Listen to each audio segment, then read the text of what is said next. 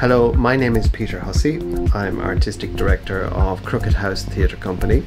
This is one of a series of short films exploring some of the concepts associated with our project Digital Drama Workshops.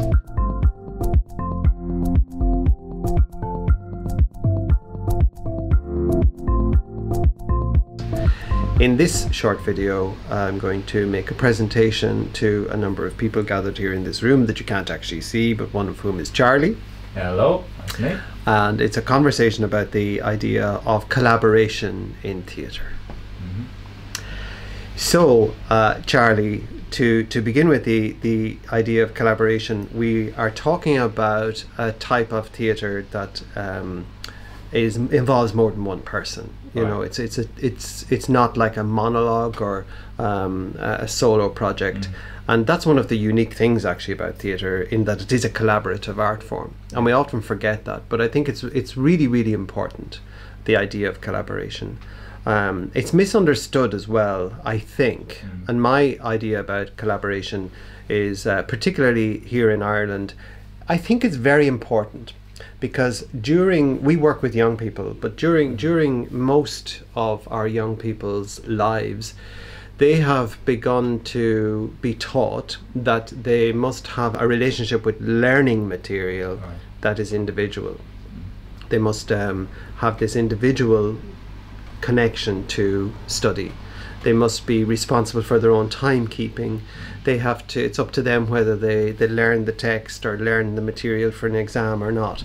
So if you're in a classroom and you're coming up to this state exam, whether it's junior cert or leaving cert, a very important exam, you're going to be examined as an individual. And after 5 years of second level, this is really encouraged. You know, people will say, get the head down, get into the books, don't worry about what anybody else is doing. It's up to you on that day of the exam whether you fail or succeed. Nowhere in this is there a concept of collaborating with people in the real sense of the word. So this kind of individual relationship with learning material is deeply embedded in young people's psyche, and for a lot of the time they're very good at doing individual things that don't involve them being social, for example, like writing, thinking. But speaking those thoughts in a social context is quite difficult for a lot of people. Developing dialogue in a social context in an improvisation is very difficult often for people. So we've got this individual relationship with learning material that only increases at third level. For all of you older ones who go to third level, it's pretty much stressed to you that it's entirely your responsibility, your degree. You just get on with it and do it. And very few places at third level actually manage to think of you as a group or look at you as a group. Now there may be group work, and that's where people get confused. I think that there's definitely group work where people work in a group, but in most group work activities the stakes are not very high in education. Group work is usually used just as a tool to enhance individual learning. You know, to take a break from a solitary focus, to do something in a group setting, and then come back to that solitary focus even stronger. Or maybe to go to a small group and share your thoughts or get some ideas out of your head, and then in preparation for doing something in a solo way, writing an essay or something like that. So small group work where you speak in groups is usually used at third level and at second level to enhance your individual relationship with the material. So or that you can refine things later on your own. So often too much time is spent listening to one voice when you're at second level and at third level, the experts, the voice of an expert. Laurie Anderson has a great deal of stuff to say about this in her performance artwork about the expert, you know. And we have, as a society, actually become more enthralled with experts, particularly in recent times, in these days with COVID, to hear about the experts and what they have to say. And it's understandable because experts have opinions and that they're very strong. But when we're listening to an expert, the group generally or very often becomes quite bored, or they're quite passive. They feel that they don't have anything to contribute to that, maybe, or they have a very low level of engagement. Their heads are doing all the work. It's like Ken Robinson said, it's like their bodies are just used to move their heads from class to class. You know, right, bodies aren't really engaged. And in this slide that I'm showing here, bodies are very closed. They're hugging for comfort. You know, they're doing this kind of thing. They're crossed over arms and legs. They're not really saying anything, but their heads are listening to the facilitator in the slide. You can see that there. He's the one who's very busy. He's the one who's up, who's talking. He's the active one. So in our concept of learning, learners are meant to be passive in this society, and teachers and facilitators are meant to be the active ones. The experts are meant to be the active ones. They, after all, have all the technology around them, whether it's a blackboard or you know, a laptop or whatever it is, and then rows and rows of learners can sit in a space and watch. In theatre it's the same. Rows and rows of passive audience members can sit and watch the experts on the stage. So the point that I'm making about theatre will become clear in a minute, because our young people have come to expect that that if they want to plan something, they need to discuss it. They just need to use their heads. They don't need to get physically engaged. And sometimes us as drama facilitators, we as drama facilitators, make the mistake of thinking that if we provide a space where individuals can do individual things, but in a group, then we're doing collaboration. But we're not. This is not really collaboration, as you can see from that slide there, you know, where people are writing individual things, they're concentrated on their own individual work, but they're just all happy to be sharing the same space. For me, it's very much about this idea of collaboration is about doing. It's not about thinking so much, it's very much about doing. It's a kind of procedural learning, and it happens in a drama workshop. All of our drama workshops, if they're good, are procedural learning based. And if it's really difficult to do something significant in theatre making on your own, you have to do it in a group, because you know, what are you going to do? You can write, you can maybe visualize the show, but that reaches a limit at some point. If you're devising in a group, you can't really go away and devise the entire scene and then come back to the group and say, go off and learn this. You have to collaborate to make a scene in devising. And relationships with the other people in the group become really important and really intense.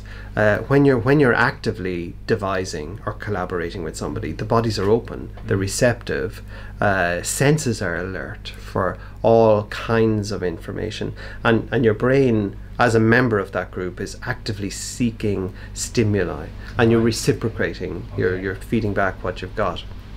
Even in a workshop where one small group goes up to present something to the others, the audience are active. You know, they're listening in an engaged way. Their listening is loud. It's not quiet and half asleep. They're laughing, they're questioning, they're making sounds, and they're thinking about what they've seen as well. What they see, they'll incorporate into their own little presentation when they go up. They learn a lot when it comes to their turn.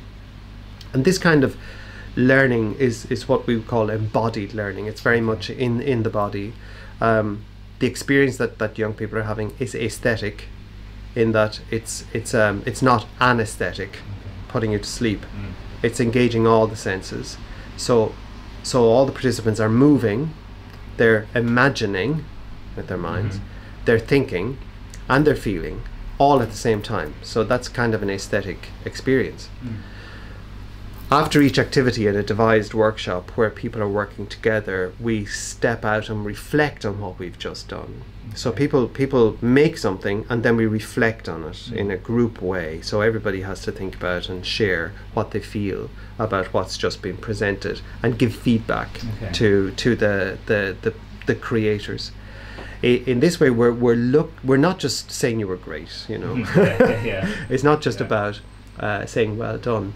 The feedback and the reflection is all about looking for meaning and significance in what was just done. Okay. And if you can't find any, you don't necessarily give feedback. You know, but you're looking for, that's what the feedback is. Maybe asking questions, looking for clarification, saying why did you do this or whatever. And the outcome of working collaboratively in theatre, when a group works together, the outcome is nearly always presented in the form of a performance. That's the outcome, where the group comes together to make a performance. The outcome of working individually in school is presented in an exam. You do well in an exam. In a sense, you perform at the exam. Here it's different. It's the whole group is performing together. That's the result of these months of work. And it's the end goal. And this is, if you like, where that learning is exhibited or shown. In school, it's shown in the test. But now here in performance, it's shown in the performance. And it is assessed in the same way that an exam assesses you.